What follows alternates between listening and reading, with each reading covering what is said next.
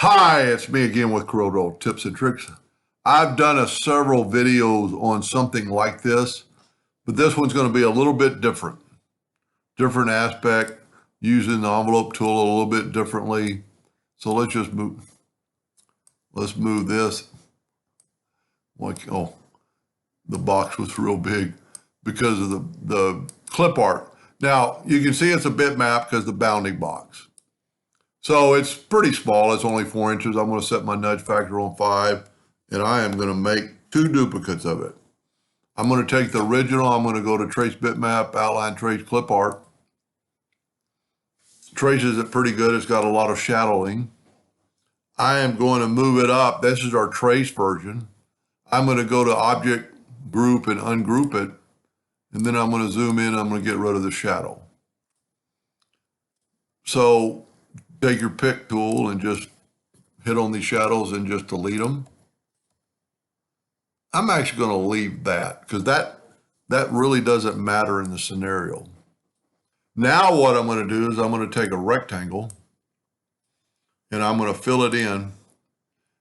The reason I'm going to change the color. The reasoning I'm doing that is because the fact that the banana would break apart if we tried to get rid of any other stuff. So now I can make a shape of the banana. I'm going to smart fill that shape in, and then I can move it down to one of my copies. And because it's a bitmap and got a bounding box, I've just got the banana selected. You can see the bounding box is small, so I have to go bigger, maybe even bigger still. Let me move this totally out of the way. See how my bounding box is bigger now? So let me zoom in.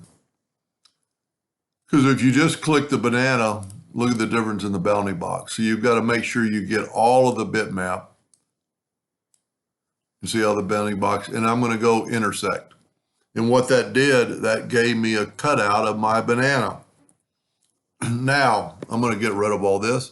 Don't really need it anymore. I can move this, but from here on out, I don't want to move it. And I'm going to make several copies of it because in case I mess up, I'm going to take my pen tool and I'm going to spell banana, and I'm going to actually use that same font. I like it, Cooper Black.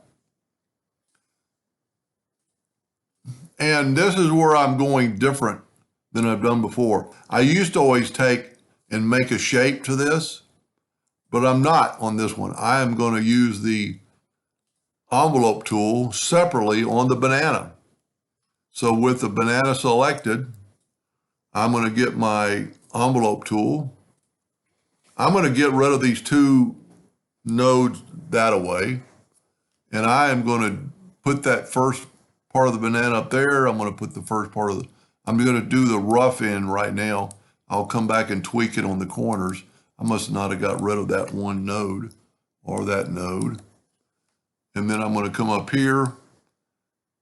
And in some ways, this is actually a lot better because the fact that you can put it right on the edge of the banana.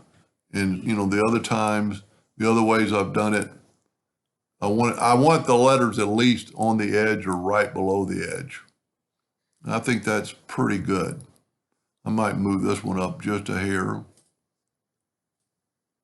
And whenever you see that, you could right click and turn this into a cusp.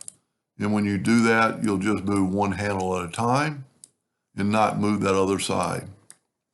So I'm going to call that good enough. Now I'm going to take this and I'm going to go to intersect there. And I got a yellow part of the banana.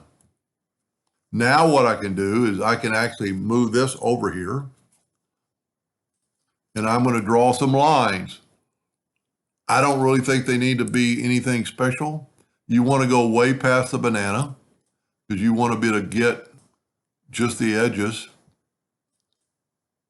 So, and you want to make sure it's done. So what I'm going to do, I'm going to nudge that out of the way for a second. I'm going to, in case it leaks, I'm going to put a rectangle around it. And I'm going to fill that in with blue. Now I can actually move away the banana word and take this over here. And basically, I am going to go back minus front. And it left my two edges of my banana. And now I can move my banana up. That's a pretty, now, if I would have taken my time, you know, I would have, and you could still manipulate your banana around your word if you wanted to. That's a pretty cool effect. And you could do it with almost any elongated fruit, a carrot, pepper, which I think I've actually done a pepper. And let's see how it looks compared to my other one. So the key is here, nudge and do not move anything. Anyway, I hope that was entertaining a little bit. Thank you for watching.